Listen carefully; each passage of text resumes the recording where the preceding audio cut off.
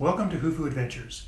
This video is about our recent Sunday supper, an event that was part of the plant-empowered East Valley, where we learned to make Buddha bowls. I think you'll enjoy it.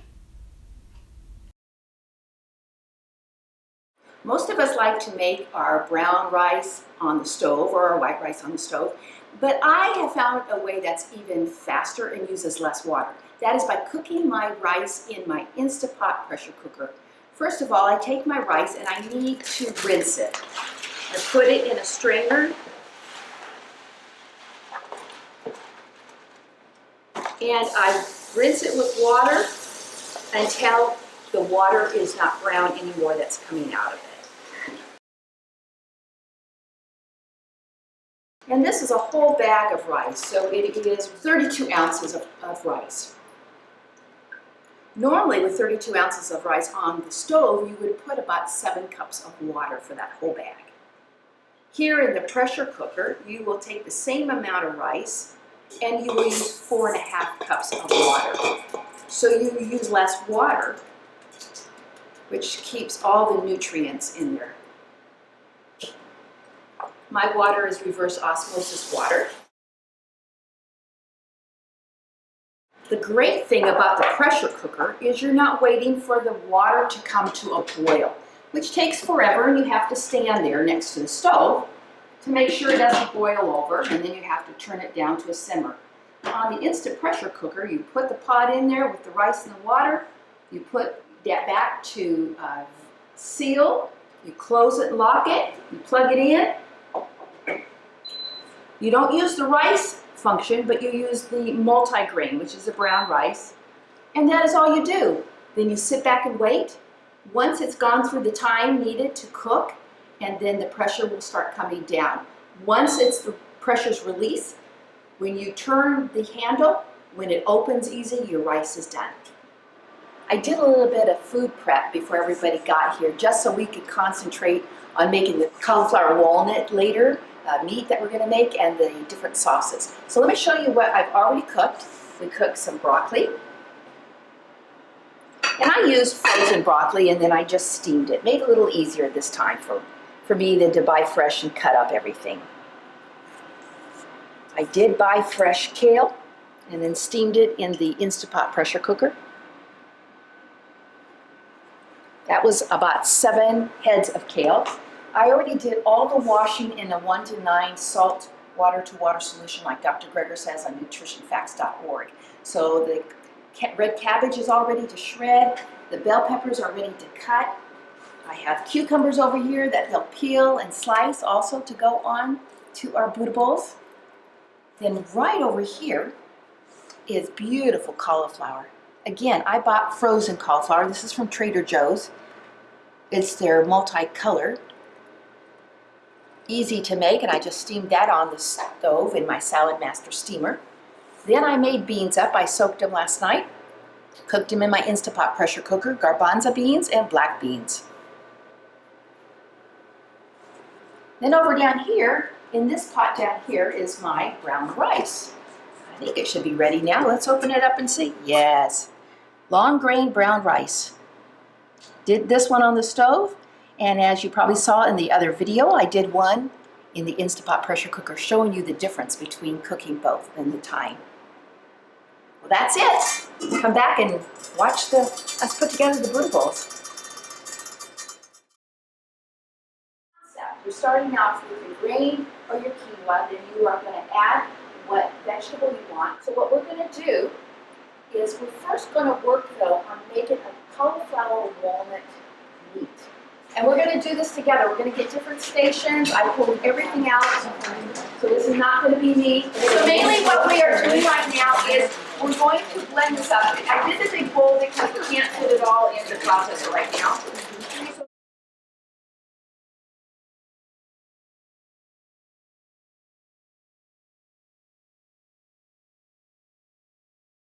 Okay, so what we're going to do is we're going to pulse it, and then we're going to spread it on, I have silicone mats.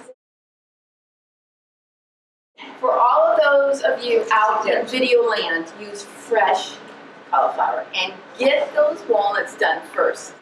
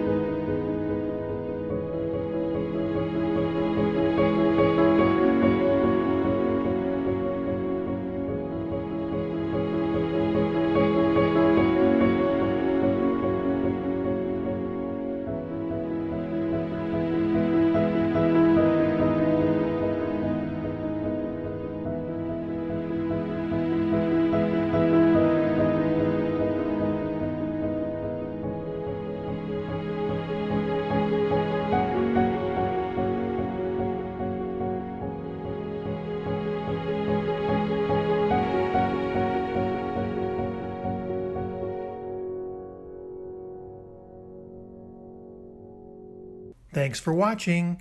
Be sure to like and subscribe for more whofoo content.